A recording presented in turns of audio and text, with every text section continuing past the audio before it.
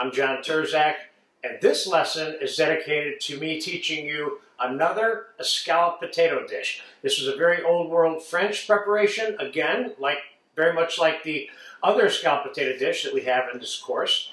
And let's start by defining a couple of quick things before we get these potatoes in the pan and in the oven. First, escalope means thinly sliced.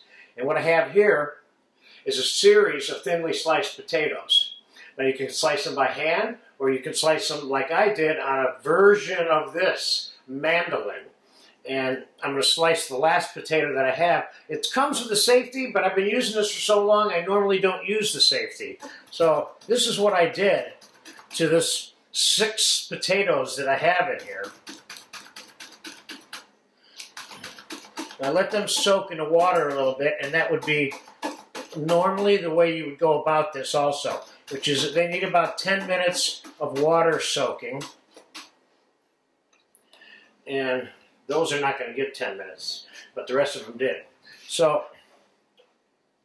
these tools, you can buy them as cheaply as $5, $6, $10, or as expensive as a couple of hundred, or even $250. That one is about $100 we bought. So we're going to get right down to it. I'm going to start by getting these potatoes out of the water, and I'm going to pat them dry on these towels.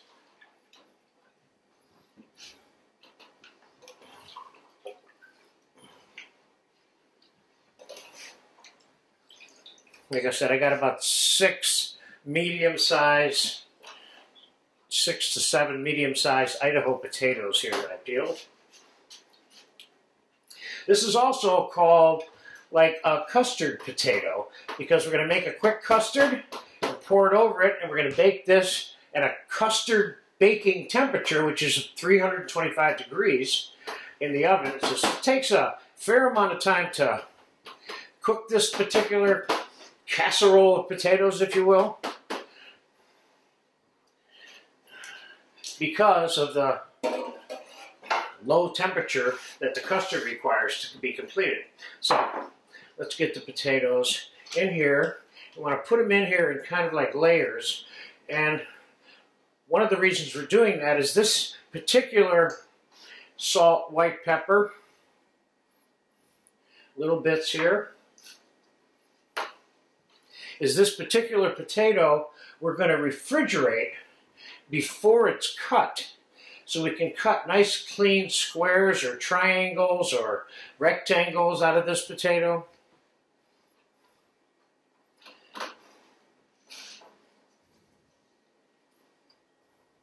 This is a really good potato, and I hate to be redundant by saying this, but this is another item that I've made a few hundred times over the years. And it's a very nice potato. It looks good. People like it. And it's easy to prepare in advance, store in the fridge, and reheat when you want. I think it looks like about 5½ potatoes are going to do it for this particular pan.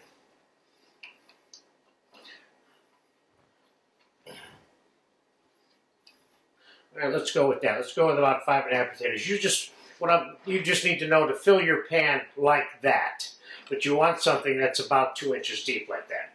So now what I have here is 1 whole egg and 10 egg yolks. And I have 2½ cups of heavy cream. Let's get these mixed together.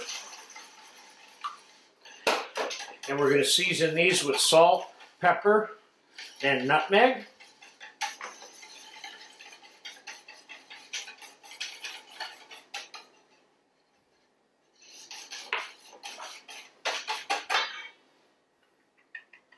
After it's all said and done, after these potatoes are cooled and I have them cut in the portion sizes that I want, we're going to put some Parmesan cheese and parsley on top when we reheat them and bake them in the oven to brown a little Parmesan cheese on top. So this isn't a big, cheesy, flavor-tasting escalope potato. It's a different kind of texture with a slightly different flavor. I would call this one a little more mild compared to the other escalope potato dish that I have in the course. So we're going to pour this right over the potatoes.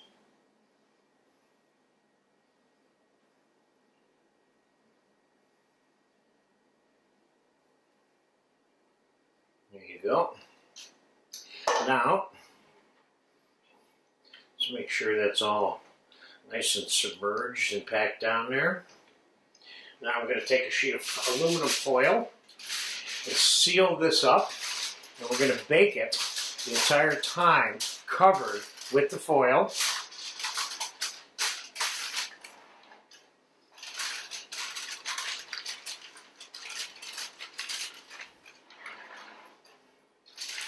At 325. So this is going to be fast forwarded by probably almost 3 hours.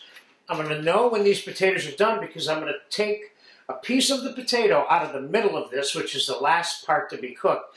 And when that's tender enough to eat, these are done. Then we're going to put it away and cool it, and we're going to come back hours later or overnight to cut it and reheat it. So for now, let's get it in the oven, 325. And I'll come back in 2 to 3 hours when it's done. I'll tell you exactly how long it cooked, and then we'll put it away and take it from there. The escalope potatoes have been in there 3 hours and 10 minutes. I tested them a couple of minutes ago. They're done. Let's get them out. Let's get them on the cooling rack, and I will show you what these look like now. And let's get that cooling rack straightened out there. There we go. So let's get the foil off. There you go. Now, how do you test this to know that it's done?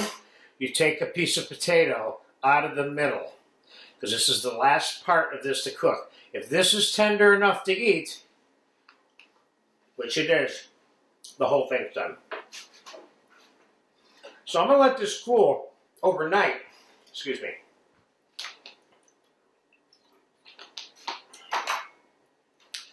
And I'm going to bring this back out for you tomorrow. We're going to fast forward this to tomorrow, like 10, 12, 13 hours from now. Then we're going to cut it when it's nice and cold and put some cheese on it and reheat it in the oven and brown it a little bit.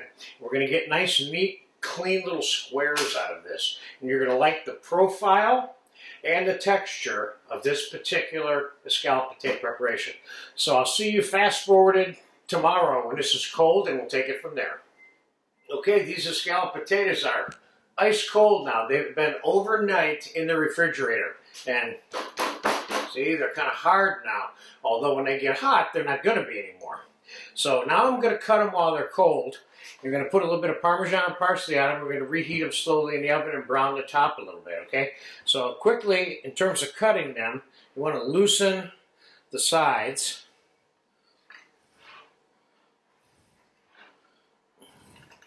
So that ultimately, when you're removing these later, let's see what kind of knife we want to use and how big pieces do we want to cut these. I'm going to cut these into squares, and I'm going to go 4 across this way.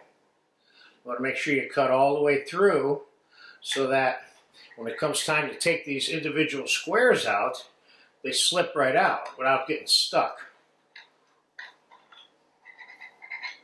See how the slices are nice and clean. If this was warm or hot, I would be tearing the food a little bit and would be preventing that nice clean cut.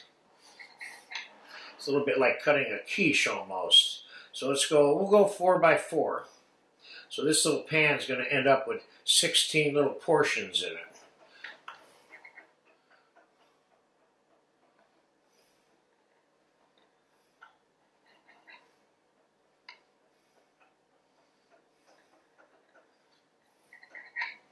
Okay, that looks good. Now, I could take a spoon and pull one of these out right now. Matter of fact, why don't I do that? Let me show you exactly what this looks like. Cold. You should be able to slip right out of here because of the way I cut it. There you go. See, if you zero in there, now you can see the layers of that potato. I'm going to put it back in. See how nice and cleanly that came out of there? All right, let's put a little bit of Parmesan on here, and we don't want to overdo this. We don't want Parmesan melting all over the cuts and then preventing you from easily removing each one of these squares later. Remember, this is not a cheesy potato dish. This is a lighter version of a cheesy escalloped potato dish, which is, you know, can't have heavy food all the time, as much as I'd love to eat it. Just get a little parsley on there just for fun. Now we're going to put it in the oven and slowly reheat it, and we'll brown the top a little bit. I'm going to put this in here I got it at a 200-degree oven right now, and I'll probably turn it up after it's warm all the way through. This is a very dense food item, as you saw when I showed you that piece. So you can't bombard this with heat and penetrate it easily. So I want to warm it up at a very low temperature for a longer period of time. Otherwise, I'm going to have to burn the top trying to get it hot fast. I don't want to do that. So we'll be back in about an hour with that, give or take, and I'll tell you exactly what the fast forward time was. Scalloped potatoes have been in the oven for about an hour and 15 minutes. I left them in there at 200, 250 till the inside got warm. Then I cranked it up to brown the top. And we're pulling it out now.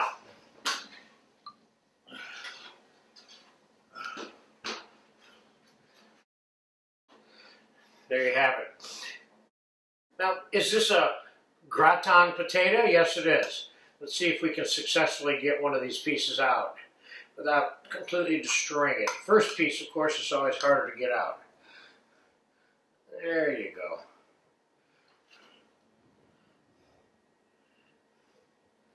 There you go. Get a good profile in there. So there's a truly layered scalloped potato.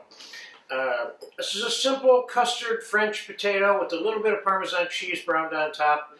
It's I've even had people call these quiche potatoes and all kinds of different things, but this is a good basic potato.